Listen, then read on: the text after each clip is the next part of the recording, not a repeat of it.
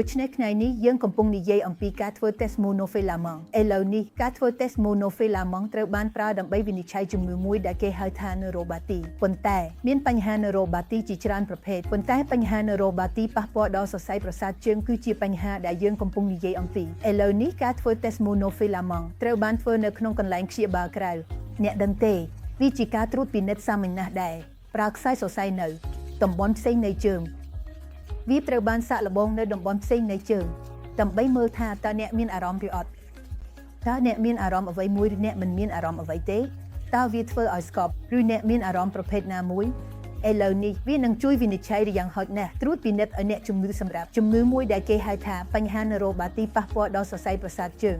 ឥឡូវនេះបញ្ហា neuropathy ប៉ះពាល់ដល់សរសៃប្រសាទជើងជាជំងឺមួយដែលគេឃើញជាញឹកញាប់នៅឥណ្ឌាមូលហេតុទូទៅបំផុតដែលយើងកំពុងឃើញគឺជំងឺទឹកនោមផ្អែម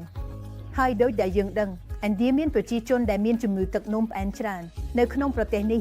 ឥឡូវនេះជាពិសេសសម្រាប់អ្នកជំងឺដែលមានជំងឺទឹកនោមផ្អែមមិនត្រូវបានគ្រប់គ្រងការកើតមានបញ្ហា neuropathy ប៉ះពាល់ដល់សរសៃប្រសាទជើងគឺមានកម្រិតខ្ពស់ណាស់ឥឡូវនេះវាជាការល្អជានិច្ចក្នុងការប្រព្រឹត្តទៅលើអាហារូបត្ថម្ភនិងការធ្វើលំហាត់ប្រាណនិងរក្សាឲ្យខ្លួនយើងមានសុខភាពល្អព្រមទាំងធ្វើការត្រួតពិនិត្យជាប្រចាំដើម្បីឲ្យយើងអាចរកឃើញនៅបញ្ហាទាំងនេះបានឆាប់និងអាចព្យាបាលបានឥឡូវនេះតើមានអ្វីកើតឡើងប្រសិនបើបញ្ហា neuropathy ប៉ះពាល់ដល់សរសៃប្រសាទជើងមិនត្រូវបានវិនិច្ឆ័យនិងព្យាបាលទាន់ពេលវេលា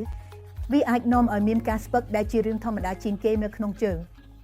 នោះហើយជាមូលហេតុដែលជាធម្មតាការប្រឡង monofilament ត្រូវបានធ្វើនៅលើជើងឥឡូវនេះ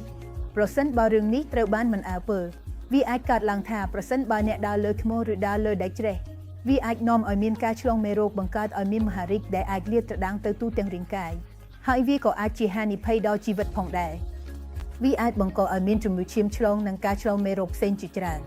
ដូច្នេះវាជាការល្អជានិច្ចក្នុងការត្រួតពិនិត្យថាជើងរបស់អ្នកមានស្ថានភាពយ៉ាងណានិងថែរក្សាជើងរបស់អ្នកជាពិសេសសម្រាប់អ្នកជំងឺទឹកនោមផ្អែមប៉ុន្តែមិនត្រឹមតែអ្នកជំងឺទឹកនោមផ្អែមទេគ្រប់គ្នាផងដែរព្រោះដូចដែលខ្ញុំបាននិយាយថាក្រៅពីជំងឺទឹកនោមផ្អែមក៏មានមូលហេតុផ្សេងជាច្រើនទៀតដែលបណ្ដាលឲ្យមានបញ្ហា neuropathy ប៉ះពាល់ដល់សរសៃប្រសាទជើងអ្នកអាចមានការខ្វះវីតាមីនអ្វីទាំងនេះអាចត្រូវបានរកឃើញតាមរយៈការត្រួតពិនិត្យជាប្រចាំការត្រួតពិនិត្យសុខភាពជាប្រចាំដែលទាំងអស់នេះត្រូវបានផ្ដល់នៅមន្ទីរពេទ្យ Apollo Hospital Bangalore